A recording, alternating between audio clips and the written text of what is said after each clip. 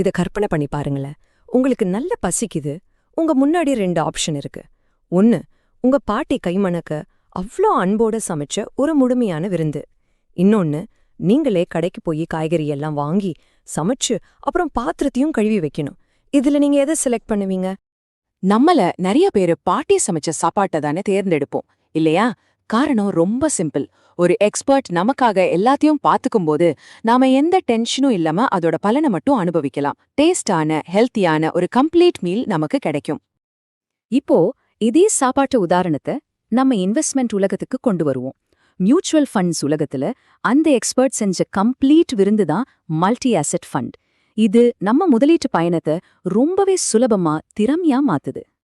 அப்படின்னா multi asset ஃபண்ட்னா என்ன? சிம்பிளா சொல்லணும்னா இது ஒரே ஒரு மியூச்சுவல் ஃபண்ட் தான். ஆனா அது உங்க பணத்தை ஷேர்ஸ், பாண்ட்ஸ், தங்கம், வெள்ளின்னு பலவிதமான அசெட்ஸ்ல பிரிச்சு இன்வெஸ்ட் பண்ணும். ஒரே கல்லுல பல மாங்காய் அடிக்கிற மாதிரி தான் இது.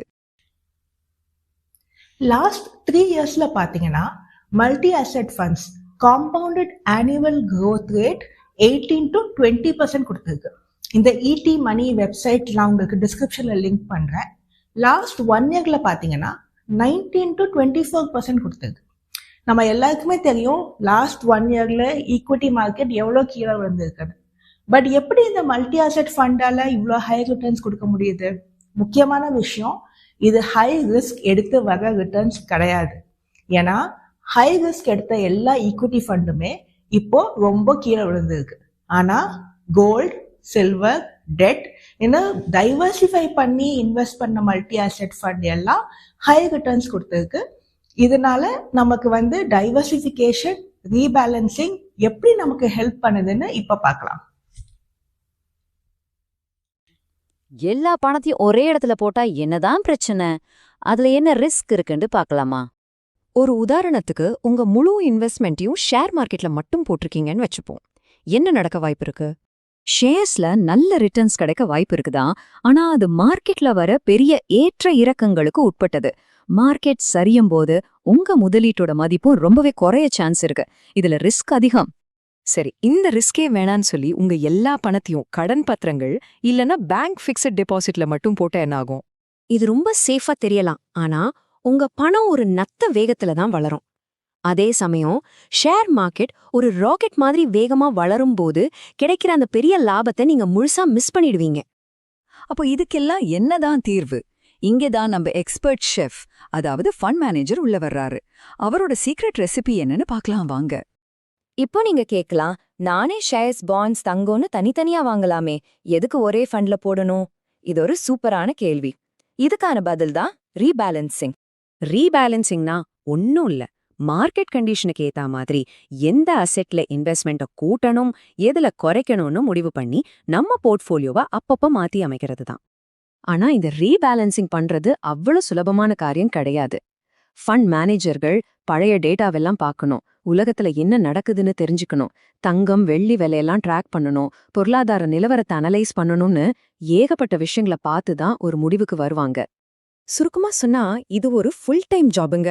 நம்மள மாதிரி வேலை, குடும்பம்னு மத்த பொறுப்புகள் இருக்கிறவங்களுக்கு டெய்லி மார்க்கெட்டை பார்த்துட்டு இருக்கிறது பிராக்டிக்கலா சாத்தியமே இல்ல.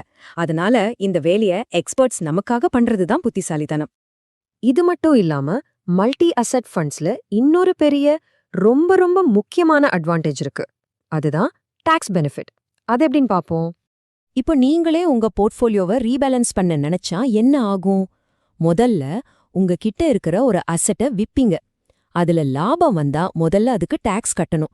டாக்ஸ் போனதுக்கு அப்புறம் மிச்சம் இருக்கிற காசுல தான் புதுசா வாங்க முடியும்.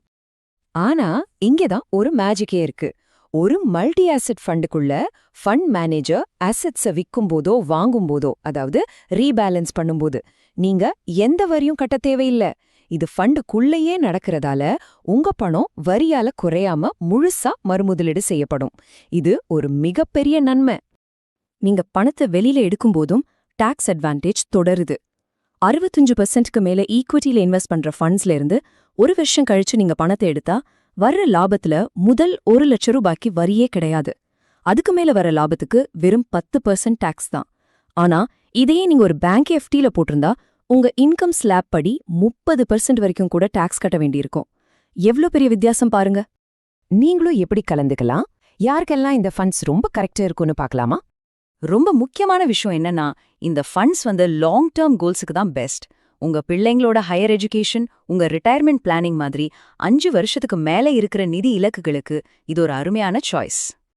ஆக எக்ஸ்பர்ட்ஸ் நமக்காக ஒரு முழுமையான இன்வெஸ்ட்மெண்ட் விருந்தியே தயார் பண்ணி தரும்போது நாம ஏன் தேவையில்லாம கஷ்டப்படணும் இல்லையா? உங்க நீண்டகால நிதி இலக்குகளை அடைய இந்த சுலபமான சுவையான முதலீட்டு விருந்தை நீங்க டேஸ்ட் பண்ண ரெடியா? யோசிச்சு பாருங்க.